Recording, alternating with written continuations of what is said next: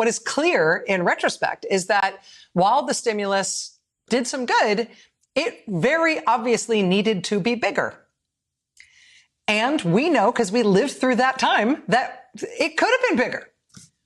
It could have been bigger. That would have been better. And the economy could have roared back to life faster. There could have been less economic pain for Americans. And Americans, crucially, would have felt the power of government to do something good in their lives much more directly if the stimulus bill hadn't been arbitrarily cut down to a pick it out of a hat number just to get a couple of Republican votes, just to be able to claim bipartisanship. And then after that experience with the Recovery Act, the whole thing happened again with health care. President Obama and congressional Democrats spent a year negotiating with Republicans in Congress, which they didn't need to do, trying to find some kind of bill on health care reform that could get Republican votes. The White House agreed to put the whole health care bill on hold while a bipartisan group of 6 senators worked on a compromise. How did that go? Well, in the middle of their months of negotiation, one of the Republican senators went home to his constituents in Wyoming and told them he had no intention of ever voting for any health care bill, proudly bragging to them about how good he had been at holding up the process by negotiating in bad faith. Because that group of bipartisan senators told the White House to wait while they worked out on their compromise. He admitted to his constituents he had no intention of ever voting for it, no matter what they agreed upon to change the bill. He told his constituents, quote, "It's not where I get them to compromise, it's what I get them to leave out." He said, quote, "If I hadn't been involved in this process as long as I have, and to the depth as I have, you would already have national health care."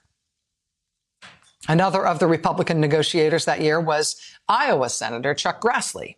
For months and months, Democrats had kept making changes to the health care bill, things that Grassley was insisting on, until President Obama finally called Senator Grassley to the White House and called his bluff. President Obama writes in his memoir about that meeting. He says, quote, "I listened patiently as Grassley ticked off 5 new reasons why he still had problems with the latest version of the bill. I said, finally, let me ask you a question, Chuck. If we took every one of your latest suggestions, could you support the bill? Well, are there any changes, any at all, that would get us your vote?" President writes, quote, "There was an awkward silence before Grassley looked up and met my gaze. I guess not, Mr. President." In the end, the final bill, the final Affordable Care Act, Obamacare, that President Obama signed into law, it contained nearly 200 Republican amendments. It was a market-based system, almost entirely dependent on private health insurers. It's the kind of healthcare reform Republicans had championed for years. And it was disappointing in all kinds of ways to Democrats and to healthcare reformers who wanted a more fundamental, more stable change. But Democrats had compromised again and again, dozens of times, actually hundreds of times, in the name of bipartisanship around that bill. And in the end, the Affordable Care Act got 0 Republican votes in the United States Senate, got 1 Republican vote in the House. And Obamacare was a remarkable accomplishment. Presidents had tried and failed for generations to reform our screwed up healthcare system in this country. The ACA has done an incredible amount of good.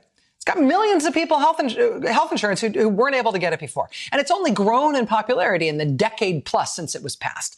But you would be hard pressed to find a Democrat involved in the process of getting it passed who doesn't regret how much better that might have been if they hadn't spent all that time appeasing Republicans who were never going to vote for it anyway, whose ideas didn't make the bill any better, made it less ambitious, less successful, less stable, and they didn't vote for it anyway, even when all those changes were made at their insistence.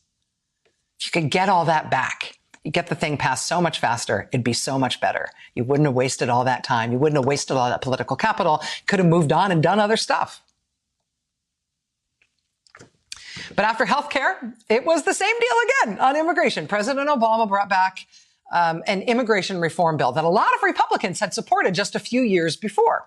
Republicans told him they would negotiate a reform bill if President Obama worked with them on the matter, and specifically if he agreed to prioritize improving border security as the first thing that happened.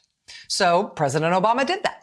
He spent hundreds of millions of dollars on high-tech fencing, and he tripled the number of intelligence analysts who worked on the border, and he deployed drones to surveil the border. He jacked up deportations to hundreds of thousands per year, all to the horror of many people in his own party.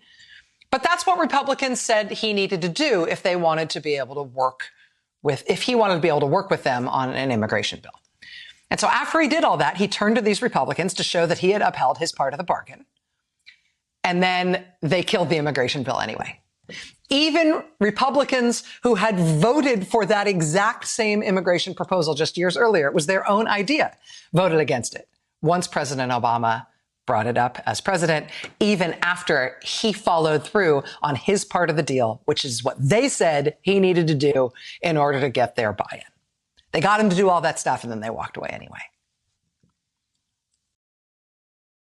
Hey, thanks for watching our YouTube channel. You should know that you can follow today's top stories and breaking news and catch up on your favorite MSNBC shows all in one place. Download the NBC News app today.